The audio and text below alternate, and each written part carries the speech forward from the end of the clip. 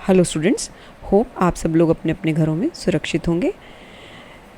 जैसा कि हमारा होम साइंस का यूनिट 2 पोषण, खाद्य विज्ञान और प्रौद्योगिकी यानी कि nutrition, food science and technology चल रहा है, उसमें हम ऑलरेडी निदानिक पोषण, जन पोषण तथा स्वास्थ्य, खान पान व्यवस्था, खाद्य प्रसंस्करण ये सब लेसन्स कर चुके हैं। मैंने आपको इन सब के notes as well as videos दी हैं। तो उसी यूनिट का ही लास्ट अध्याय या चैप्टर है ये खाद्य गुणवत्ता और खाद्य सुरक्षा। जैसे कि नाम से ही है, food quality and food safety. जो भी खाद्य पदार्थ, जो प्रोसेस्ड फूड होते हैं, जिनका निर्माण होता है, जो भी हम खाते हैं, उन सब की गुणवत्ता और सुरक्षा कैसे मेंटेन की जाए, क्यों करनी चाहिए, ये सब उसी के बारे में ये लेसन है। तो इसके कुछ उद्देश्य हैं जो मैं आपको फटाफट बता देती हूँ। पहला है खाद्य सुरक्षा और गुणवत्ता के महत्व को समझना। फिर खाद्य जनित रोग यानी कि फूड बोर्न डिजीज़ के बारे में जानकारी प्राप्त करना। फिर नेशनल और इंटरनेशनल फूड स्टैंडर्ड्स के बारे में पता करना। खाद्य सुरक्षा तंत्र को समझना और जीविका के क्या अवसर हैं, ये हम हर लेसन के अंत में समझते हैं, तो वो भी इसके उद्देश्य में है।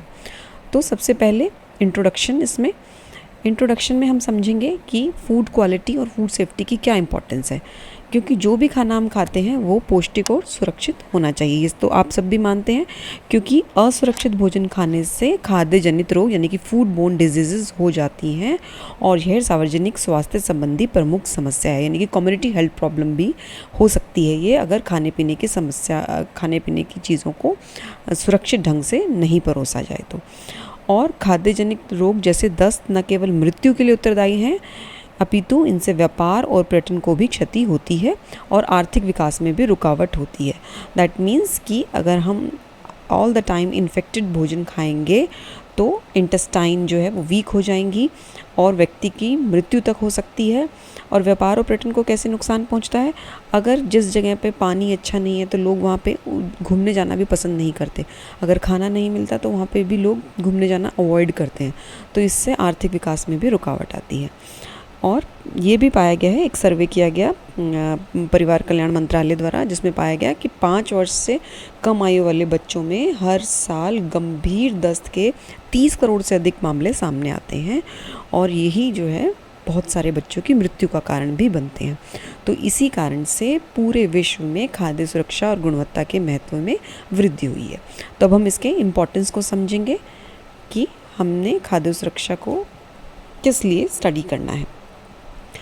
तो खाद्य सुरक्षा जो है घरेलू स्तर पर तो महत्वपूर्ण है ही, जैसे कि दैट मीन्स जब हम खाना बनाते हैं तो हम बहुत सारी सावधानियां रखते हैं कि जो भी खाद्य पदार्थ बनाए गए हैं वो सुरक्षित हों। हम अपने हाथों को धोते हैं, बालों को बांध के खाना बनाते हैं, नेल पेंट नहीं लगाते हैं राइट हैंड में, ताकि जब हम आटा वगैरह लगाएं तो उसमें जो है कुछ कंटामिनेशन ना हो जाए। लेकिन जब यही खाद्य पदार्थ बड़े पैमाने पर बनाने हो या बहुत बड़े लेवल पर इसका उत्पादन करना हो, तो वहाँ ये स्थिति या इसकी इम्पोर्टेंस और भी गंभीर हो जाती है, यानी कि we have to take it seriously. Food safety और फूड क्वालिटी को हमें प्राथमिकता देने की ज़्यादा ज़रूरत हो जाती है। और कच्चे और पकाए गए खाद्य पदार्थों की गुणवत्ता का संबंध जन स्वास्थ्य से होता है, अतः खाद्य गुणवत्ता और खाद्य सुरक्षा को अधिक महत्व दिया जाता है। तो इसको हम थोड़ा सा पॉइंट्स में समझने की कोशिश करेंगे।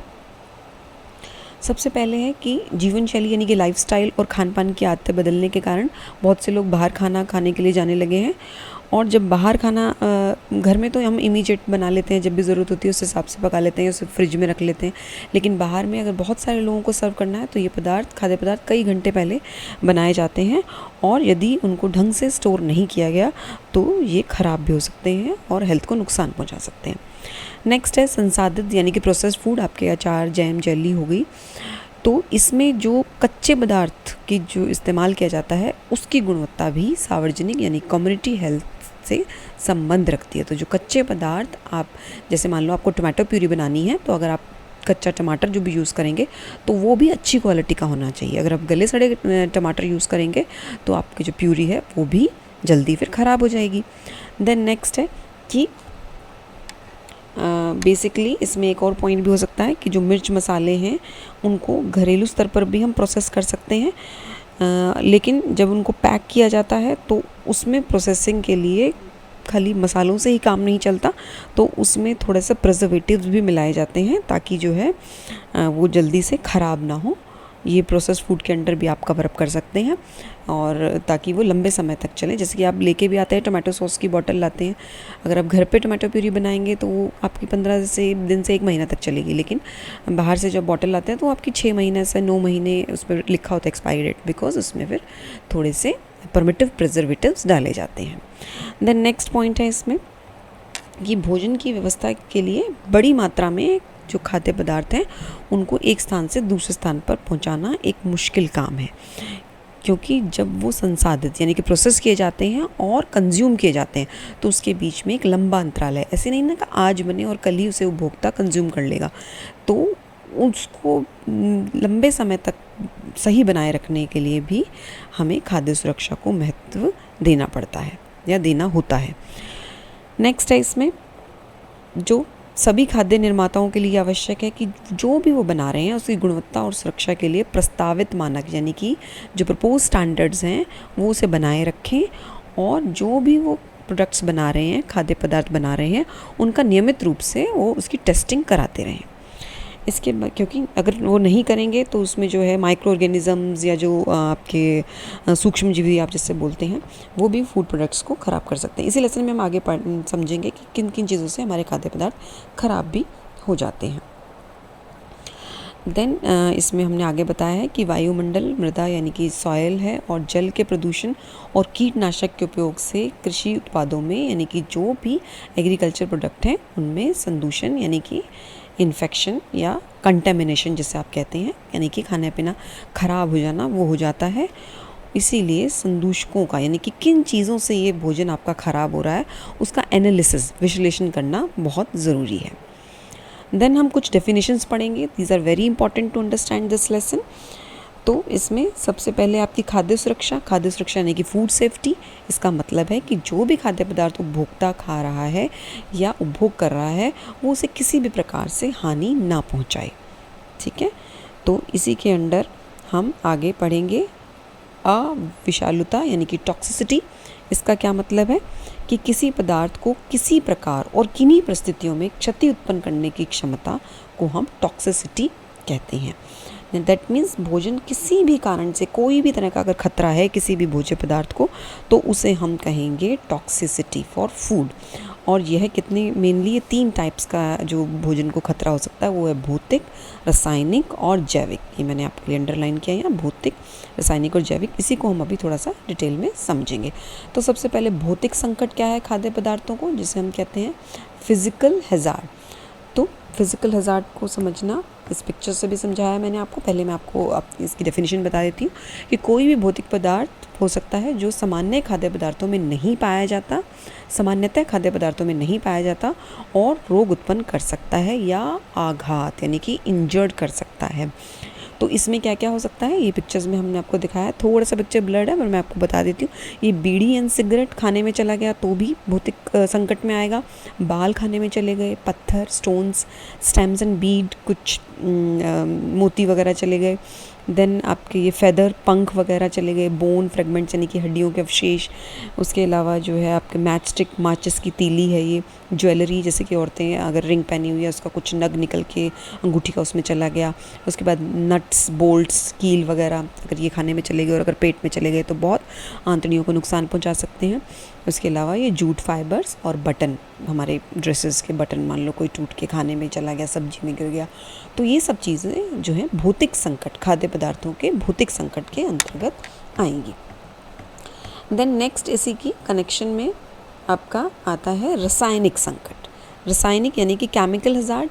तो इसमें रासायनिक पदार्थ आएंगे जो कि खाद्य पदार्थों को नुकसान पहुंचा सकते हैं। और इसमें क्या क्या चीज़ें आती हैं ये हम समझने की ज़रूरत है। इसमें कीटनाशक यानी कि पेस्टिसाइड आते हैं। जब फसलें उगाई जा रही हैं और उस पर कीटनाशक या पेस्टिसाइड डाले जाते हैं, उसके अवशेष रह जाते हैं उसमें, तो वो भी हमें नुकसान पहुंचा सकते हैं। रासायनिक अवशेष हो सकता है, केमिकल क्लीनिंग केमिकल्स हो सकते हैं।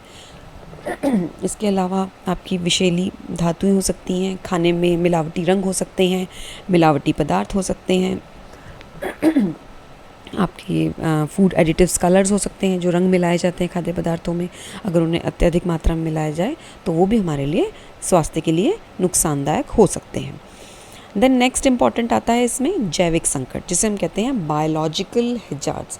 ये भी बहुत इंपॉर्टेंट है। बायोलॉजिकल हैजार्ड्स को पहले समझना ज़रूरी है कि ये होते क्या हैं। तो बेसिकली ये इसमें विभिन्न जीवधारी शामिल हैं, यानी कि माइक्रो ऑर्गेनिजम्स जो बहुत छोटे छोटे होते हैं। इसमें वो सब सूक्ष्म जीव आते हैं जो रोग उत्पन्न कर सकते हैं। और ये किस प्रकार से नुकसान पहुंचाते हैं? संक्रमण यानी कि इन्फेक्शन, और विषाक्तता यानी कि टॉक्सिसिटी उत्पन्न करते हैं ये खाद्य पदार्थों में। तो पहले हम बायोलॉजिकल हैजार्ड्स को ही इस पिक्चर के माध्यम से समझते हैं। ये दो प्रकार से दिखाए गए हैं। एक है invisible microbial hazards and second is visible biological hazards. तो इनविजिबल क्या? जो हमें दिखाई नहीं दे रहे पर हमारे खाद्य पदार्थों में होते हैं। Bacteria, east, protozoa, mould, viruses, ये सब खाना हमें सही लग रहा है लेकिन हो सकता है कि वो बैक्टीरिया से, वायरस से संक्रमित हो। और ये बैक्टीरिया अगर हमारे आंतड़ी में चला गया, जैसे कि एक जो घातक बैक्टीरिया वो है सॉल्मोनेला, ये हमारे इंटेस्टाइन में जाके मल्टीप्लाई करता है। और अगर खाद्य पदार्थ को ढंग से नहीं पकाया जाए, अगर हम खाने पीने को अच्छे से पका लेंगे तो साल्मोनेला नष्ट हो जाता है। लेकिन अगर साल्मोनेला को ढंग से अगर खाने को नहीं पकाया गया तो ये हमारी आंतड़ियों को बहुत नुकसान पहुंचा सकता है। ये ऐसे भी फैलता है कि मान लो किसी रसोई ने एक तख्ते पर कच्चा मांस, मुर्गा और उसको काटा और फिर उसको बिना सफाई किए उसके ऊपर सैलड यानी कि गाजर, मूली काट दिया और वही सर्व कर दिया। आपने वही तख्ते पे जो जहाँ पे आपका मांस मछली कटा था उसी तख्ते पे कटा हुआ आपने वो सलाद खा लिया तो सॉल्मोनेला एंटर कर जाएगा और बहुत संख्या में वृद्धि करके 20 मिनट में ये बहुत ज़्यादा मल्टीप्लाई हो जाता है और फिर पेट खराब करके कुछ प्रॉब्लम क्रिएट कर देता है। फिर विजिबल हैजार्ड जो हम देखते हैं, सब्जियों में कीड़े मिलते हैं और जो अगर आपने बिना ढके रख दी तो मक्खियाँ हो गई, कॉकरोच गिर गया, कुछ कैटरपिलर्स, ये हमारी बीन्स वगैरह में आपको मिलते हैं, वीविल्स, घुण आ गए। तो ये सब भी हमारी सेहत को नुकसान पहुंचा सकते हैं और जो खाद्य के जैविक संकट के अंतर्गत आते हैं। तो अब हम समझेंगे जो मैंने आपको यहाँ बताया था संक्रमण और विषाक्तता के बारे में।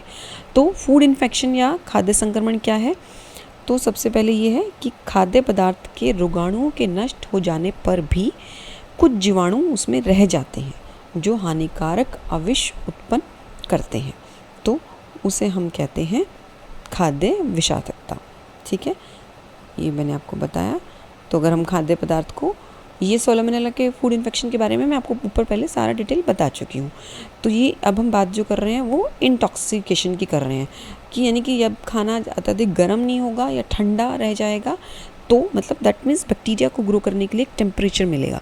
तो उसमें क्या होता है कि हमें पता नहीं चलता कि ये खाद्य पदार्थ ख़राब है, तो वो देखने में ठीक लगता है लेकिन वो ज़रूरी नहीं है कि वो सेफ़ टू ईट हो। तो इसका एग्जाम्पल है स्टेफिलोकोकस ऑरियस। तो ये भी काफ़ी तरह के पेट के रोगों का कारण बन जाता है। जैसे कि एग्जाम्पल आपको दिया हुआ है कि सूअर के मांस में फीता कृमि से, सूअर का मांस अगर आपने खाया और वो ढंग से पका हुआ नहीं है तो उसमें जो है कुछ वर्म्स होंगे जिससे कि पेट में इन्फेक्शन हो सकता है और बहुत सारे फूड बॉर्न डिजीज़ भी हो सकती हैं। अब हम पढ़ेंगे कि जो भी हम ये जो रोगाणु हमने पढ़े खाद्य पदार्थों में, उनके उत्पन्न होने के मुख्य कारण क्या हैं? तो मुख्य कारण मानव परपोषी, दैट मीन्स ह्यूमन होस्ट, यानी कि मनुष्य के शरीर में रह के ये पनप सकते हैं, मल्टीप्लाई हो सकते हैं। एनिमल होस्ट यानी कि जंतु के शरीर में ये पनपे, मल्टीप्लाई हुए और वही एनिमल का, जैसे कि नॉनवेज जो खाते हैं उनके लिए ये प्रॉब्लम क्रिएट कर सकते हैं। मानव और रोगाणुओं में पारस्परिक क्रियाएँ, यानी कि जो भी बैक्टीरिया है या जो इन्फेक्शस ये रोगाणु है और ह्यूमन बींग के बीच में टच के थ्रू, स्किन के थ्रू वो एंटर कर गए और नुकसान पहुंचा सकते हैं। एनवायरनमेंट से भी ये डेवलप हो सकते हैं। इसके अलावा प्रोसेस्ड फूड, आपने भोजन को अगर ढंग से नहीं पकाया, उसको ढंग से सर्व नहीं किया, जैसे कि पानी दे रहे हैं उसमें आपकी उंगलियां डिप कर गई या आपने जो चम्मच डिप किया वो ऑलरेडी गंदा था, साफ़ सफाई वाला नहीं था, और आपने अगर उसको ढंग से स्टोर करके नहीं रखा यानी कि नमी वाले स्थान पर स्टोर कर दिया तो घुण वगैरह उसको लग सकते हैं और रोगाणु उत्पन्न कर सकते हैं। तो ये मेन मुख्य कारण है इसके। इसी के कंटेक्स्ट में हम एक दो डेफिनेशंस और पढ़ेंगे। वो है संदूषण या कंटामिनेशन। ये क्या होता है? कंटामिनेशन का मतलब है कि जब आप प्रोसेस कर रहे हैं या भंडारण यानी कि आप स्टोर कर रहे हैं उस वक्त या उससे पहले या उसके बाद में खाद्य पदार्थों में कुछ हानिकारक अखाद्य यानी कि जो खाने लायक चीज़ें नहीं हैं या कुछ भारी पदार्थ यानी कि जैसे केमिकल हो गया, माइक्रो ऑर्गेनिज्म हो गया, अगर ये सब उसमें प्रेजेंट हैं तो वो खाना कंटामिनेटेड या उसे हम कहेंगे संदूषण। फिर है अपमिश्रण, अडल्ट्रेशन। आपने इंग्लिश वर्ड या मिलावट वर्ड आपने इसके बारे में सुना होगा। इसका मतलब यह है कि बेईमानी करना, सस्ता बनाने और नकली सामग्री तैयार करने के लिए जानबूझकर या संयोगवश भी, अगर अपने जानबूझकर नहीं मिलाया लेकिन फिर भी अगर कुछ गिर गया उसमें और वो खाना अशुद्ध हो गया तब भी वो मिलावट कहलाएगा। तो उसमें सस्ते या अनावश्यक पदार्थों को मिलाना जो खाद्य पदार्थ की गुणवत्ता को कम कर दें उसे हम मिलावट या अपमिश्रण कहेंगे। इसकी बहुत सारी डिटेल है, हम पहली क्लासेस में भी इसको पढ़ चुके हैं। तो मिलावट इटसेल्फ एक बहुत बड़ा टॉपिक है जिसे हम बाद में कवर अप कर सकते हैं। अब आता है फूड क्वालिटी, खाद्य गुणवत्ता। तो अभी तक हमने थोड़ा सा डेफिनेशंस पढ़ी, इसमें ही फूड क्वालिटी की भी डेफिनेशन है। खाद्य गुणवत्ता उन गुणों की ओर संकेत करती है जो उपभोक्ता के उत्पादों के गुणों को प्रभावित करते हैं। लेकिन जो भी आप प्रोडक्ट कंज्यूम कर रहा है उपभोक्ता, उसमें क्या क्या गुण है, ये पॉजिटिव और नेगेटिव दोनों हो सकती हैं। ठीक है, नेगेटिव गुणों के बारे में हम पहले बात करेंगे, जैसे कि सड़ना, संदूषण यानी कि इसमें कंटेमिनेशन हो जाना, मिलावट। और सकारात्मक गुण में आपके रंग, सुगंध और बनावट, ये सब चीज़ें आएंगी। तो खाद्य गुणवत्ता में जब हम देखते हैं तो हम पॉजिटिव और नेगेटिव सब चीज़ों को देखते हैं। ठीक है, क्योंकि पॉजिटिव चीज़ों से ही खाने की क्वालिटी अच्छी बनती है और नेगेटिव चीज़ों से खाने की क्वालिटी गिर जाती है। तो बेसिकली यही है कि सभी खाद्य सेवा उपलब्ध कराने वालों को चाहिए, जिसने भी अपनी कुछ फूड इंडस्ट्री लगाई हुई है, कि वे बेहतर निर्माण विधियों को अपनाएं और खाद्य सुरक्षा को सुनिश्चित करें। तो वो किन किन बातों का ध्यान में रखेंगे? सबसे पहले जो भी वो कच्चा माल और पानी जो वो यूज़ कर रहे हैं उनके बनाने में वो क्वालिटी उसकी अच्छी हो। कर्मचारियों, उपकरणों और भंडारण क्षेत्र की स्वच्छता यानी कि साफ़ सफाई का पूरा ध्यान रखें। फिर जो भी उपयुक्त खाना जो भी बनाया जा रहा है उसका भंडारण सही टेम्परेचर पे, यानी कि अगर कम टेम्परेचर पे किया तो भी बैक्टीरिया ग्रो करेगा, ज़्यादा पे किया तो भी वो ख़राब हो जाएगा। फिर खाद्य स्वास्थ्य विज्ञान की जानकारी हो और बेहतर सेवा के तरीक़ों का भी वो ध्यान रखें। अब हम इसी में थोड़ा सा खाद्य मानकों के बारे में भी समझेंगे, यानी कि फूड स्टैंडर्ड्स। तो फूड स्टैंडर्ड्स क्या होते हैं? ये खाद्य के प्रत्येक पहलू में एकीकृत गुणवत्ता लाने, स्वच्छ पौष्टिक खाद्य पदार्थों की आपूर्ति सुनिश्चित करने के अतिरिक्त व्यापार बढ़ाने के लिए खाद्य मानकों और नियंत्रण प्रणालियों की आवश्यकता होती है। दैट मीन्स अदरवाइज़ तो क्या होगा, कोई भी कुछ भी बनाएगा, कितने टाइम के लिए भी उसे स्टोर करेगा, उसका देखेगा नहीं कि उसकी क्वालिटी कितनी है। तो जो फूड स्टैंडर्ड होते हैं वो ये सब चीज़ों को, यानी कि खाद्य पदार्थ आपके साफ़ हैं, पौष्टिक हैं, ये सब चीज़ें वो सुनिश्चित करते हैं। तो ये बेसिकली 4 तरह के जो है मानक स्तर हैं। पहला है कंपनी मानक, ये जो है कंपनी अपने उपयोग के लिए बनाती है और ये राष्ट्रीय मानकों की कॉपी होते हैं। ठीक है, जो नेशनल स्टैंडर्ड्स होते हैं उनकी कॉपी होते हैं। फिर सेकंड है आपका नेशनल स्टैंडर्ड्स, तो ये जो है कुछ मानक संगठन है वही बना के देते हैं ये नेशनल स्टैंडर्ड्स। फिर है आपके क्षेत्रीय यानी कि रीजनल स्टैंडर्ड्स, तो ये जहाँ पे एक जैसी भौगोलिक स्थितियाँ हैं, जहाँ की जलवायु एक जैसी है, एक क्षेत्र में कुछ कॉमन है, तो वहाँ के जो ये संगठन होते हैं वो उस रीजन के लिए कुछ स्टैंडर्ड्स को डेवलप करते हैं। फिर है अंतर्राष्ट्रीय मानक, जो सब विश्व में कहीं पे भी कुछ भी बन रहा है उसके लिए वो जो एक जैसे हों वो वाले अंतर्राष्ट्रीय मानक होते हैं। इसमें ISO यानी कि इंडियन स्टैंडर्ड ऑर्गेनाइजेशन और ये CAC यानी कि कोडेक्स एलिमेंट्रियस कमीशन है। इसकी डिटेल भी इस लेसन में है जो मैं अगली वीडियो में आपको बताने की कोशिश करूँगी। और हम पढ़ेंगे जो इंडिया में अपने हमारा है, भारत में क्या क्या खाद्य मानक नियम है। तो सबसे पहले भारत में खाद्य पदार्थों में मिलावट को रोकने के लिए खाद्य अपमिश्रण अधिनियम यानी कि food prevention of food adulteration, PFA, prevention of food adulteration यानी कि खाद्य अपमिश्रण अधिनियम 1954 में ये बनाया गया, जिससे कि जितने भी खाद्य पदार्थ बनते हैं उनकी गुणवत्ता को सुनिश्चित किया जाता है। इसके अलावा और भी अधिनियम है, उसमें ये पहला है खाद्य में अपमिश्रण को रोकने के लिए, ये PFA 1954 में लागू किया गया। फिर फल और सब्जी उत्पाद आदेश, फिर मांस खाद्य उत्पादन आदेश, फिर वनस्पति तेल उत्पाद आदेश, ये सब जो हैं कुछ नियम है। इसके अलावा और भी बहुत सारे अधिनियम है, ये हमने कुछ 3-4 आपको बताने की कोशिश की है। इसके अलावा है स्वैच्छिक उत्पादन प्रमाणीकरण, यानी कि इंडिया में ही ये BIS एक यानी कि ब्यूरो ऑफ इंडियन स्टैंडर्ड है जो ISI मार्क इशू करती है। ISI मार्क आपने देखा होगा बहुत सारी खाने पीने की चीज़ों पे भी होता है और ज़्यादा करके इलेक्ट्रिकल अप्लायंसेस पे होता है, जो ये इंश्योर करता है कि it is very safe to use और आपकी जान को कोई नुकसान नहीं होगा। तो इसका हम थोड़ा सा पढ़ेंगे। भारतीय मानक ब्यूरो ने उपभोक्ता सामग्री के लिए मानकीकरण से संबंधित है ये BIS है जो। फिर ISI भी स्वैच्छिक प्रमाणीकरण योजना चलाता है। उसके अलावा थर्ड जो हमने एग मार्क की बात करेंगे। एग मार्क मतलब सारे एग्रीकल्चर प्रोडक्ट्स पे, यानी कि जो भी एग्रीकल्चर उत्पाद हैं वो भी ईजी आपका सेफ़ टू यूज़ हैं, उसको भी जो है प्रमाणीकरण एग मार्क द्वारा दिया जाता है। तो और एग मार्क का एक अभी इन सभी नियमों का जो एकीकरण कर दिया है, इसको एक FSSA के अंडर, यानी कि food safety and standard association of India 2006 में ये पारित किया गया है, जो खाद्य उत्पादों की सुरक्षा के लिए ये अधिनियम बनाया गया है। इसके बारे में हम थोड़ा सा पढ़ेंगे। खाद्य सुरक्षा अधिनियम क्या है? ये 2006 में इसको अपडेट किया गया है।